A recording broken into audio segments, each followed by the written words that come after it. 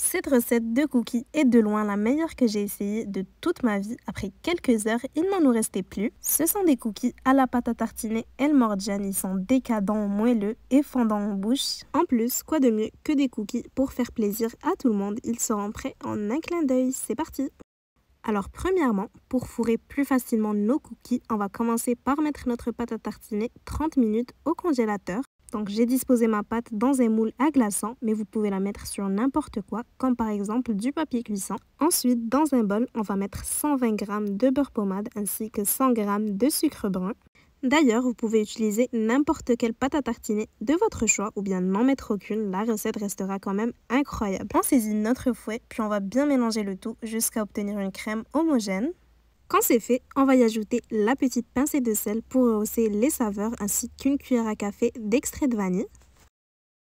Et c'est reparti, on va bien fouetter le tout. Ensuite, on ajoute un œuf et on l'incorpore bien en mélangeant. Donc effectivement, la pâte à tartiner El Morgiane est quasi impossible à trouver en Europe. C'est pour ça que je vous ai montré comment la faire à la maison dans une de mes précédentes recettes. Une fois que le tout est bien homogène, on va passer à la maryse, puis on va incorporer la farine petit à petit. Donc au total 280 g de farine. On ajoute aussi une cuillère à café de levure chimique, puis on va bien mélanger le tout en soulevant la préparation comme ceci. Si vous aimez les recettes sucrées et gourmandes comme celle-ci, n'hésitez pas à me laisser un petit like pour me le faire savoir et pour m'encourager, ça me fera très plaisir. Et surtout, abonnez-vous pour ne manquer aucune recette qui pourrait vous plaire. Donc je mets ma farine et ma levure en 2 fois. Une fois que le premier ajout a été bien incorporé, on poursuit avec le deuxième ajout et on mélange bien encore une fois en soulevant la préparation comme ceci. Bon, on va y aller à la main, ça va être plus pratique pour rassembler la pâte.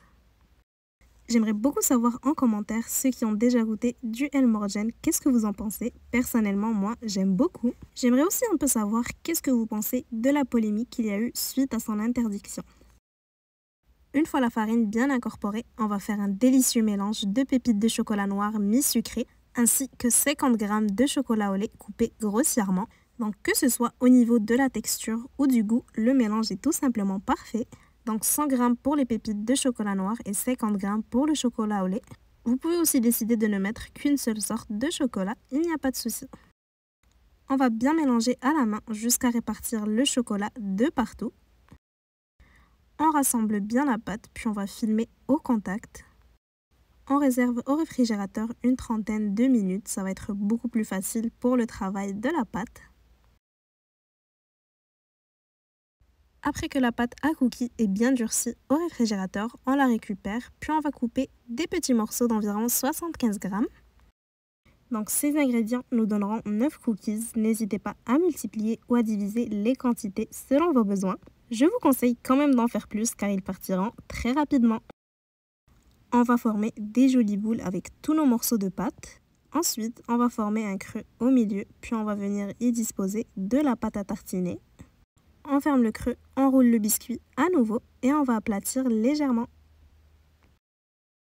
On va ensuite refaire la même chose pour tous nos cookies. Comme j'ai dit tout à l'heure, vous n'êtes pas obligé de mettre de la pâte à tartiner, donc vous pouvez sauter cette étape. Cela reste une superbe recette de cookies.